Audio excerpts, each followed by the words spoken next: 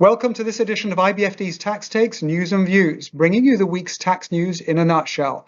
I'm Barry Larking, Special Counsel at the IBFD, and with me for our Beyond the News interview is Stuart Gibson, IBFD's Chief Editor, Global News in Washington, D.C. On today's show, Australian Tax Office loses key transfer pricing appeal. Sweden is to start taxing seconded employees, and Swiss bribes will still be allowed for the time being. These and more coming up on IBFD's Tax Takes, including Stuart Gibson's interview with Daniel Bunn on the Tax Foundation's International Tax Competitiveness Index. Spoiler alert, Estonia finished on top again.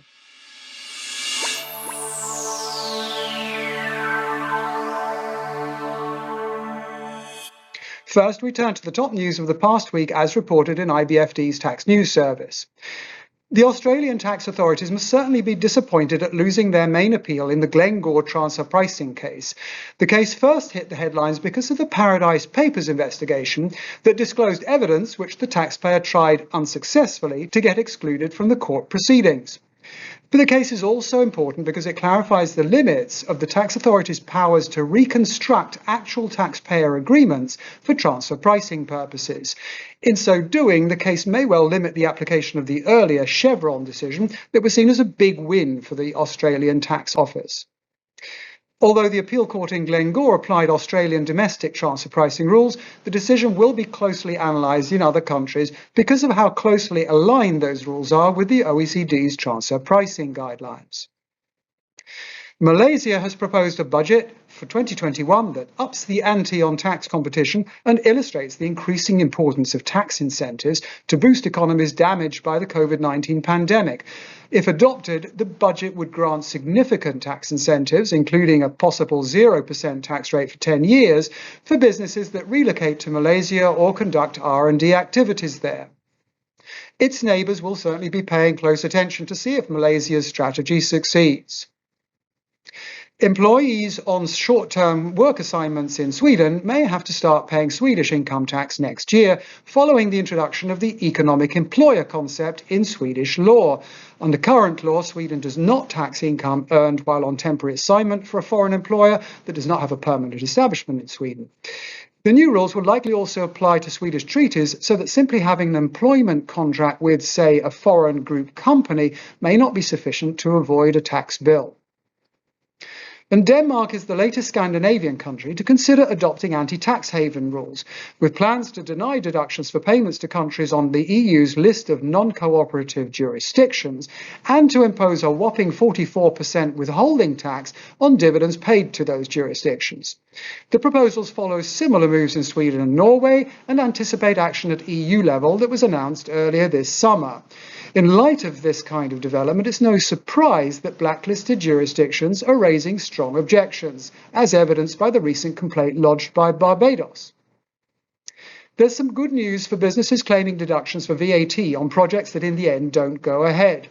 The European Court of Justice has ruled that a mixed holding company may still deduct VAT it paid for consultancy services for a share acquisition, even though the acquisition was finally abandoned. The European Court reached the same conclusion in a similar case, this time involving real estate, adding that the taxpayer should still intend to use the real estate for taxable business purposes. But be warned, the cases make clear that the outcome is heavily dependent on the actual facts and circumstances. And now moving on to other news. Beginning next year, shipping companies will no longer be able to rely on the tax agreement between Hong Kong and the United States to avoid the risk of double taxation. Although the US, not Hong Kong, was the one to terminate the agreement, it's been suggested that US companies will be most at risk as Hong Kong generally exempts its own shipping companies. A French court has held that the tax authorities may still apply France's anti-abuse principle to a transaction even where the taxpayer has fully complied with the tax authority's own guidelines. And although the decision should be viewed on its particular facts, it should still caution taxpayers not to rely unconditionally on French administrative guidance. And finally, Switzerland will allow taxpayers to deduct fines and penalties paid to foreign governments if those fines conflict with Swiss public policy or the taxpayer has taken reasonable steps to comply with the foreign law. On the other hand, Switzerland will stop allowing taxpayers to deduct bribes paid to individuals. Why it will take until January 2022 for Switzerland to implement these measures is a mystery, to say the least. Now we go beyond the news to Stuart Gibson's interview with Daniel Bunn. Stuart.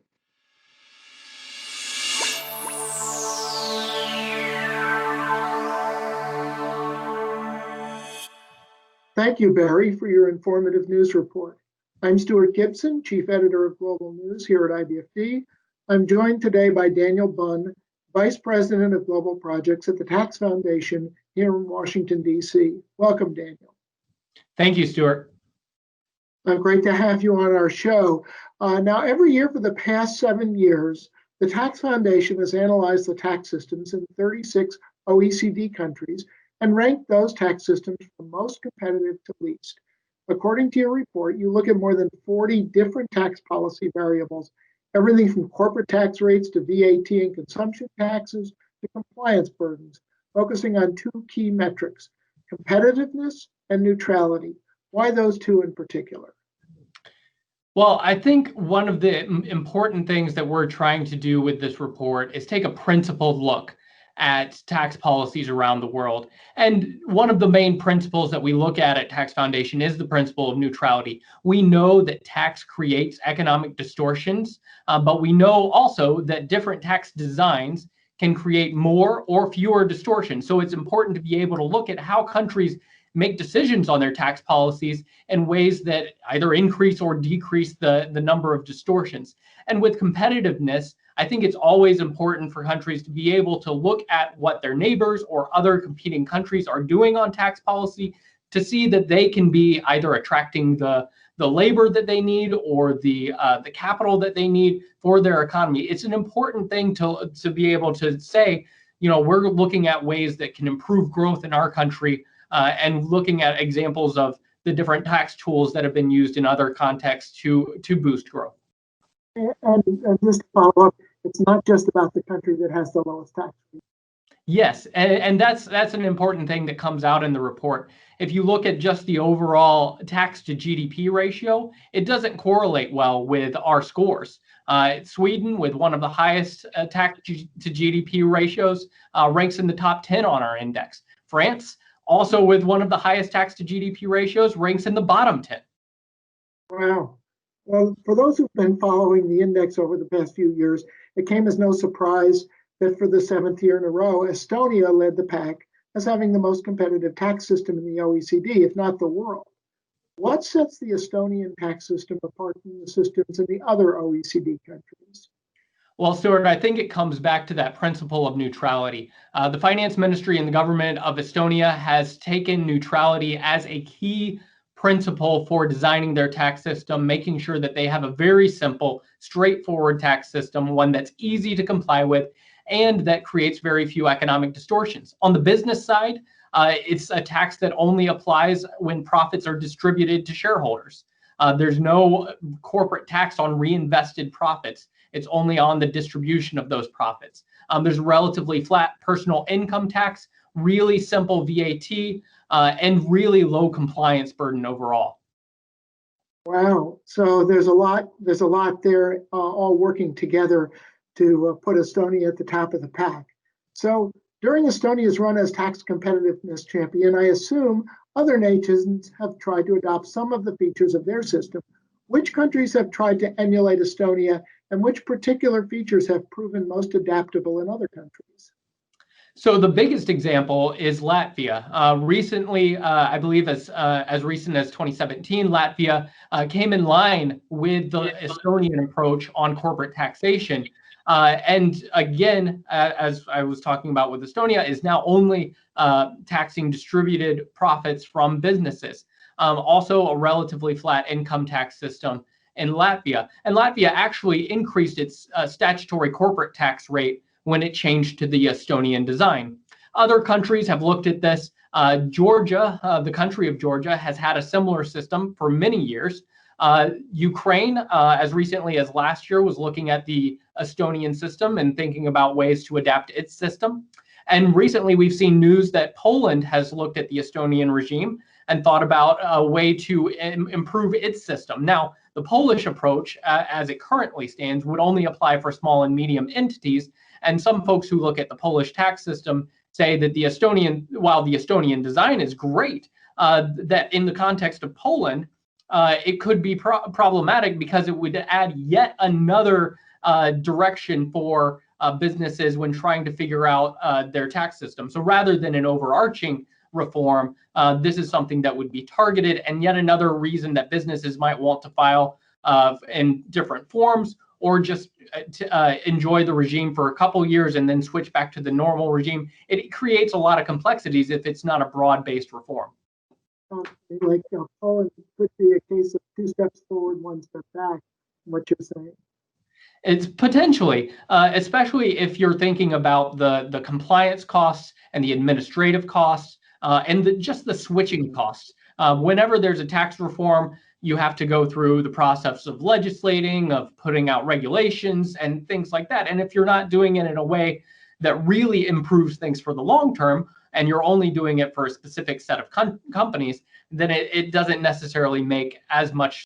In fact, you could say that it's not worth the cost to go small, but it may be worth the cost to go big. Well, I'm just going to follow up on that. Is there some suggestion that in adapting the Estonian system just for small and medium-sized businesses, Poland might be trying to level the playing field in terms of tax planning as against large multinationals that have large tax planning departments and can have a lot more opportunities to structure in ways that smaller businesses may not?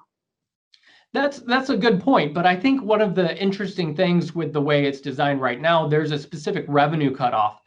So if you have companies, small and medium-sized businesses that are succeeding and enjoying the regime that allows them to reinvest in their businesses tax-free, and then they come against that revenue cutoff, it creates a disincentive for further growth. And that's something that you don't want to have in something that's certainly pro-investment and pro-growth and expansion, for there to be a ceiling on that. And that's one of those distortive effects that you were talking about earlier. Exactly. So I want to come around to one thing that policymakers in the United States have been talking about for a long time, and that is one attractive feature about Estonia's system is that it takes most citizens there 5 to 10 minutes to prepare and file their annual income tax returns, all electronically. What makes that possible, and why haven't more countries moved to a similar system? I think one of the biggest things that makes that possible is the timing with which Estonia has designed its tax system and the full government approach to this digitalization of government services. This has been something that a lot of smaller countries have focused on to make sure that their government services are as digitalized as possible, easy to access. And that's been a very customer service kind of orientation for a lot of governments. In the US, and in a lot of other large nations, a lot of our systems for tax compliance and tax forms were designed pre-internet, and they've been slow to adapt to the internet age. And also, there's a question in a lot of different countries, including the United States, of privacy elements. In Estonia and a handful of other countries, they're experimenting or they've implemented these pre-filled tax returns, where all you have to do is review whether your tax information is correct and click go, and then your tax payment is basically done. And that's the 5 to 10 minutes that you're talking about there, Stuart. But in some countries, there's concerns about privacy, concerns about whether or not that information would be accurate because the governments haven't been good with this digitalization, or just concerns about what information might be there or not. So there's, I take it then that most income in Estonia is subject to information reporting by the payor, be it wages or other kinds of income. Yes, and that information reporting, isn't too much more than what we currently have in the U.S. The IRS holds a lot of information, and a conversation that is had regularly is that the IRS could potentially do these pre-filled tax forms. But again, the context in which that would happen is in one where in the U.S. there's a lot less trust of the government to get that digital customer service part right for the taxpayer, alongside just general privacy concerns. And not to mention modernization of its computer systems. Right, right. I would say that there's a lot of modernization that should be happening in the U.S. IRS before thinking about these pre-filled tax forms that really needs to happen. I want to thank you. In a world that thrives on competition, the Tax Foundation is giving taxpayers and policymakers every year valuable tools to determine how competitive a country's tax system actually is. And as you've explained, to make changes so that they can become more competitive. Our guest today has been Daniel Bunn, Vice President of Global Projects at the Tax Foundation. I just want to thank you so much, Daniel, for your time and for explaining how countries can make their tax systems more competitive. Thank you, Stuart. It's been a pleasure. That wraps up this week's edition of Tax Takes News and Views, the week's tax news in a nutshell. From Barry Larking and myself, thank you for watching. Here's hoping your week is not too taxing.